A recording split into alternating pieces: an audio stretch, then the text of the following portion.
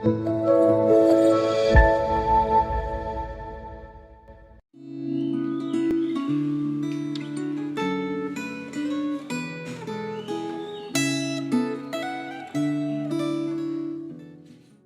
Bapak Ibu yang terkasih di dalam Tuhan, bersyukur sekali pada hari ini kita bisa kembali merenungkan firman Tuhan. Sebelum kita merenungkan firman Tuhan, mari kita berdoa terlebih dahulu. Bapa di dalam surga, terima kasih anugerah-Mu, kebaikan-Mu bagi kami. Hari ini kami akan merenungkan firman-Mu, berkatilah kami agar kami mengerti firman-Mu, berikan kami kekuatan supaya kami dapat mengaplikasikan firman-Mu yang kami pelajari pada hari ini. Di dalam nama Tuhan Yesus kami berdoa. Amin. Renungan kita diambil dari 1 Raja-Raja pasal 15 ayat 25 sampai pasal 16 ayat yang ke-20. Namun kita tidak akan membaca semuanya, saya mengajak kita membaca beberapa ayat saja, yaitu ayat 12 sampai 13 dan ayat 16 sampai 19. Demikian bunyi firman Tuhan. Demikianlah Zimri memunahkan seluruh keluarga Baesa sesuai dengan firman Tuhan yang diucapkannya kepada Baesa dengan perantaraan Nabi Yehu. Oleh karena segala dosa yang telah dilakukan Baesa dan Ela anaknya, yang mengakibatkan orang Israel berdosa pula, sehingga mereka menimbulkan sakit hati Tuhan, Allah Israel, dengan dewa-dewa kesia-siaan mereka. Setelah rakyat yang berkemah itu mendengar orang mengatakan, Zimri telah mengadakan persepakatan, dan ia pun telah membunuh raja. Maka pada hari itu juga di tempat perkemahan, seluruh Israel menobatkan Omri, panglima tentara, menjadi raja atas Israel. Kemudian Omri dengan seluruh Israel maju dari Gibeton, dan mereka mengepung Tirsa.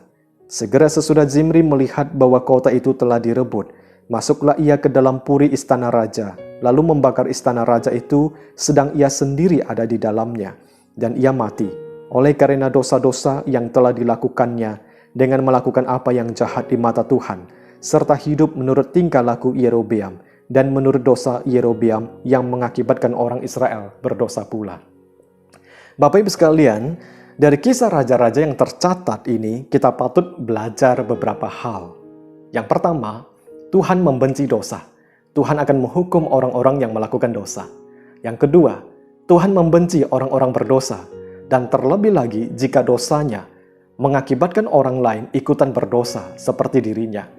Yang ketiga, Tuhan dapat memakai orang yang di dekat kita ataupun orang yang jauh dari kita untuk menghukum para pendosa.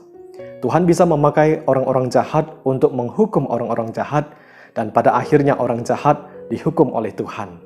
Kemudian yang keempat, dari segi waktu, ada yang sudah memerintah beberapa tahun baru mengalami hukuman Tuhan. Namun ada juga di dalam waktu yang singkat mereka memerintah, mereka dihukum oleh Tuhan. Seperti Raja Zimri yang kita baca, dia baru memerintah 7 hari dan pada akhirnya dihukum oleh Tuhan. 7 hari adalah hari yang singkat, namun itu adalah waktu yang sangat berarti. Seharusnya Raja Zimri mengadakan perubahan menjadi lebih baik, yaitu memimpin orang lain agar jangan berdosa lagi kepada Tuhan. Namun dia gagal. Bapak Ibu yang terkasih, mari kita selidiki hati, pikiran, dan hidup kita. Adakah saat ini kita sedang hidup di dalam dosa dan melakukan apa yang jahat di mata Tuhan? Mungkin hal ini tidak kita sadari, Bapak Ibu sekalian. Mungkin bagi kita yang sedang melayani, kita pikir kita sedang memuliakan Tuhan. Namun, kita sedang membangun citra diri kita dan mencari kemuliaan bagi diri kita sendiri. Adakah hidup kita menjadi batu sandungan bagi orang lain? Adakah perbuatan jahat kita mengakibatkan orang lain juga jatuh ke dalam dosa? Karena mereka mencontoh kehidupan kita. Jika kita hidup di dalam dosa, namun kita belum mengalami hukuman Tuhan, jangan merasa bahwa Tuhan tidak tahu apa yang kita lakukan. Saat ini mungkin Tuhan sedang memberikan engkau kesempatan untuk bertobat dan berbalik kepada Dia. Jika engkau tidak segera berbalik, maka percayalah, suatu saat akan datang waktunya bahwa hukuman Tuhan akan datang secara tiba-tiba. Bapak Ibu sekalian, mari kita datang kepada Tuhan, membuka hati kita, membiarkan Dia bekerja di dalam kita, dan kita dipakai oleh Tuhan untuk memuliakan nama-Nya. Mari kita berdoa. Bapa di dalam surga, terima kasih anugerah-Mu kepada kami orang berdosa. Kadangkala kami jatuh ke dalam hal yang memalukan, menyakiti hati Tuhan. Engkau kembali memulihkan hidup kami, memakai kami supaya kami bisa menjadi berkat bagi orang lain, menjadi teladan bagi orang lain.